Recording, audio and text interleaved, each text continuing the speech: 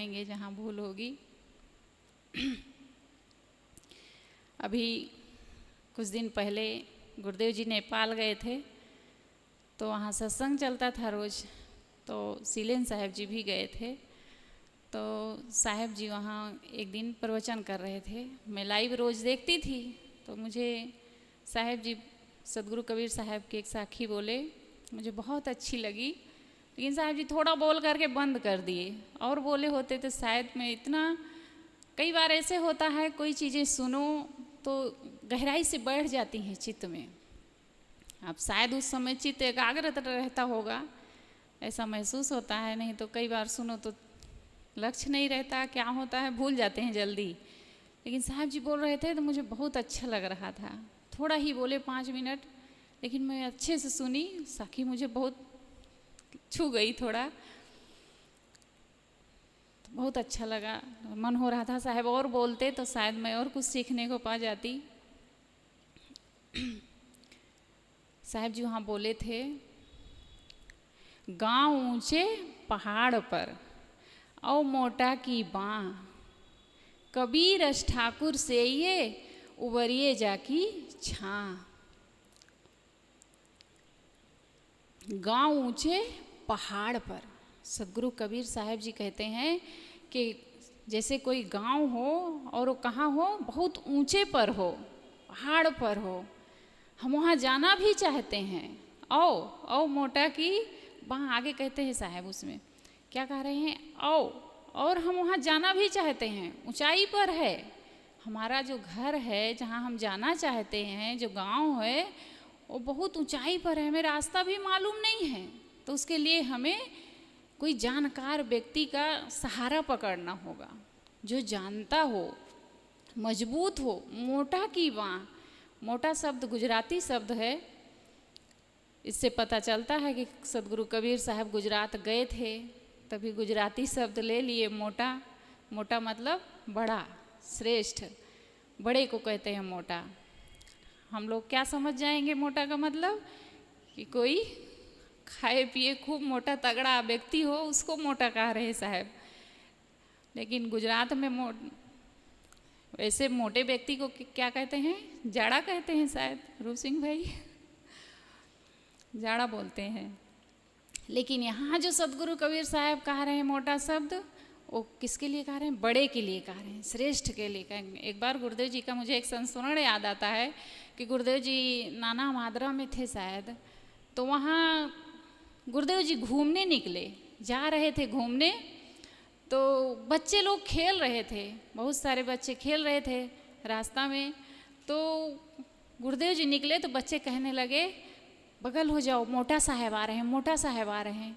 तो गुरुदेव जी को लगा कि मुझे ही कह रहे हैं, मैं तो मोटा नहीं हूँ, तो मुझे कह रहे हैं मोटा साहब आ रहे हैं। गुरुदेव जी कहने लगे कि बच्चे से कह रहे थे, तो कोई भक्त बताए वहाँ के कि नहीं साहब जी, मोटा कहते हैं बड़े को, यानी बड़े साहब आ रहे हैं।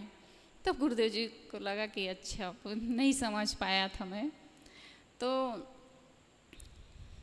कबीर साहब कहते हैं कि गांव ऊंचे पहाड़ पर, जो हमारा शांति रूपी घर है, जो हमारा लक्ष्य है, मोक्ष स्थिति है, स्वरूप स्थिति है, वो कहाँ है, बहुत ऊंचाई पर है।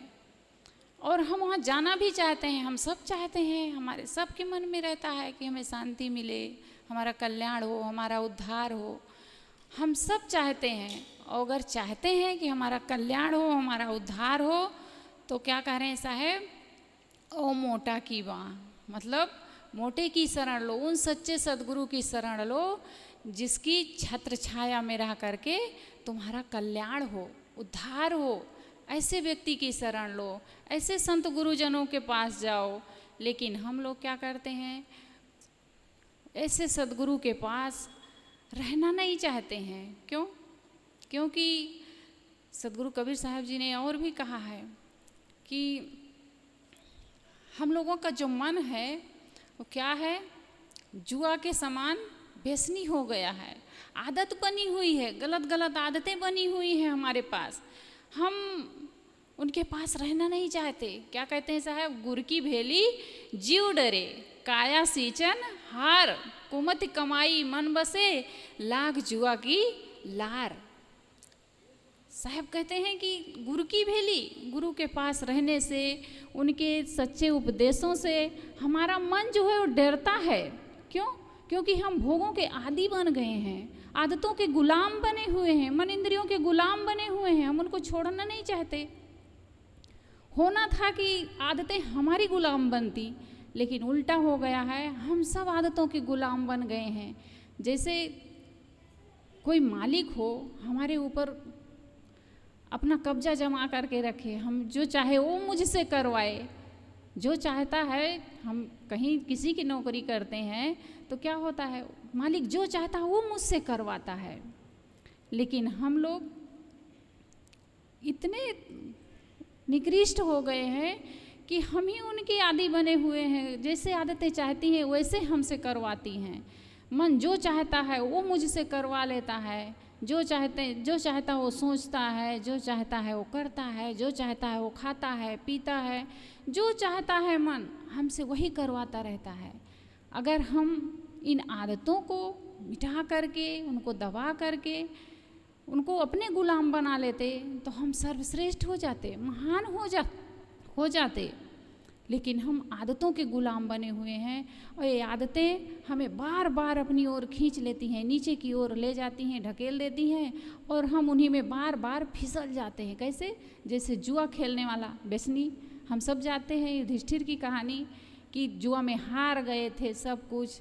लोग उनको फिर रोकते हैं कि अब मत खेलिए, लेकिन दोबारा फिर खेलने चले जाते हैं और क्या होता है उसका परिणाम हम सब जानते हैं कि कितनी दुर्दशा होती है उनके जीवन में। तो ऐसे जुआ के समान, जुआ खेलने के समान हम सब भी अपने आदतों के गुलाम बने हुए हैं और वो आदतें हमें आगे नहीं बढ़ने देती। गुरु की भेली जीव डरे, काया सींचन हार, कुमति कमाई मन बसे, लाख जुआ की लार। हम सब उन्हीं आदतों के बस होकर के नाचते रहते हैं, ऊपर नहीं उठ पाते हैं। साहब कहते हैं कि इन आदतों को तुम अपने बस में करो, उनको तुम जैसा चाहो वैसा अपने आप को चलाओ, तब तुम्हारा उद्धार होगा। साहब कहते हैं कि गांव ऊंचे पहाड़ पर, हम सब की स्थिति कहाँ है, हम सब का लक्ष्य क्या है, बहुत ऊंचाई पर है। हम सबको उस रास्ते पर चलना है तो बहुत ही सावधानी पूर्वक, सजगता पूर्वक सदगुरु का सानिध्य लेकर के, उनका सहारा लेकर के, उनकी शरण में रह करके, सेवा भक्ति करके, तब हम अपना उद्धार कर सकते हैं, अपना कल्याण कर सकते हैं। गुरुदेव जी का एक संस्मरण और हमें याद आता है कि गुरुदेव जी की एक मित्र थे, वो भी संत हो गए थे। तो गुरुदेव जी के साथ रहते नहीं थे, वो अलग संत थे। तो गुरुदेव जी से कहे, हम गुरु से चोटी थोड़े कटाए हैं, यानी कि हम उनके इतना हम अधीन नहीं रहेंगे कि गुरु की शरण में रह करके वो जैसा चाहे हमसे करवाएं। गुरुदेव जी कहे ठीक है, कोई बात नहीं है। वो अपना अलग स्वतंत्र घूमते थे। एक बार गुरुदेव जी जहाँ थे वहीं वो भी आ गए, गोंडा जिला में कहीं थे, आ गए गुरुदेव जी के पास। अब गुरुदेव जी को देखे कि अपने गुरु जी की सेवा में लगे हैं, तो बुलाए, कहे इधर आओ, आपसे बात करना है। आप तो चोटी कटाए घूम रहे हो गुरु के। तो गुरुदेव जी कहे अभी मुझे टाइम नहीं है तुमसे बात करने की।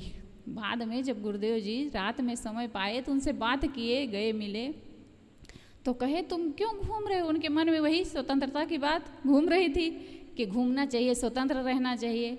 गुरुदेव जी ने कहा गुरु की शरण में रहना गुलामी नहीं है, गुरु की शरण में गुलामी नहीं, यही सच्ची स्वतंत्रता है। हम गुरुदेव जी की शरण में रहते हैं, किस चीज़ का हमें चिंता, न खाने की न पीने की। गुरुदेव जी पूरी चिंता करते हैं, इनको क्या खिलाना है, क्या पिलाना है, कैसे रहेंगे, क्या होगा, पूरा भार तो गुरुदेव जी लिए हैं हमारा। लेकिन फिर भी हम लोग आदतों के बस होकर के, मन के गुलाम होकर के तो रहना नहीं चाहते हैं गुरु की शरण में। उनकी शरण में रहना उनको बड़ी तौहीनी लगती है, हम इनके अधीन रहें, ये जैसे चाहें हमसे करवाएं। इतना भीतर अहंकार हमारे भरा हुआ है। उस अहंकार को अगर हमें मारना है, ऊंचाई पर चढ़ना है, तो हमें सदगुरु की शरण लेनी पड़ेगी, उनका सहारा हमें पकड़ना पड़ेगा, क्योंकि वहीं रह करके हम अपना कल्याण कर सकते हैं। हम जीवन भर आदतों के गुलाम बने बिके हुए हैं, जहाँ चाहते हैं आदतें हमें नचा रही हैं।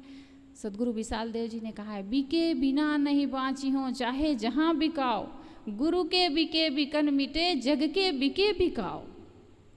क्या कहते हैं साहब? बिके बिना नहीं, तुम्हें बिकना तो पड़ेगा, चाहे मन के गुलामी करो, बिको, अपनी मन इंद्रियों के बिके रहो, और चाहे गुरु की शरण में रह करके, उनके सानिध्य में रह करके, उनकी साधना, उनके पास रह करके, सेवा स्वाध्याय करके अपने आप को संभालो।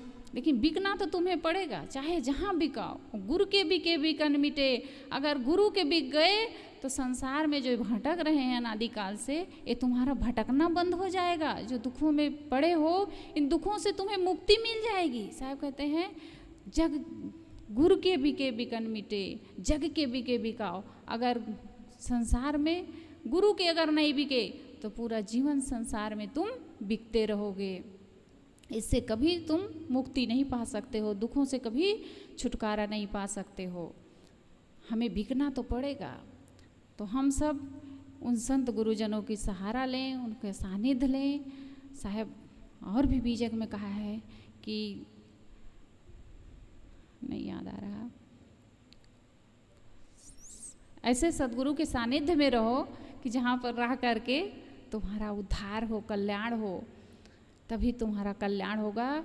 मैं कह रही थी, गाँव ऊंचे पहाड़ पर औ मोटा की बाँ, कबीर रस ठाकुर से ये उभरिए जा की छाँ। उन संत गुरुजनों का सहारा लो, सानिध्य लो, जहाँ पर रह करके तुम्हारा उद्धार हो, तुम्हारा कल्याण हो। बस मैं इन्हीं शब्दों के साथ अपनी वाणी को विराम देती हूँ। बोलिए सद्गुरुदेव की जय। अभी हम सब बहुत ही सुंदर विचार श्रवण कर रहे थे कि हमें अपने जीवन को कैसे संवारना चाहिए। देखिए, जिंदगी हर इंसान को मिलती है, जिंदगी हर इंसान को मिलती है, लेकिन उसे जीने का तरीका हर इंसान को नहीं मिलता। उसे जीने का तरीका तो उसे ही मिलता है जो गुरु के शरण में जाता है, संतों के शरण में जाता है, या किसी आध्यात्मिक विचारों को अपने जीवन में आत्मसात करता है। वही अपने जीवन को जीने का तरीका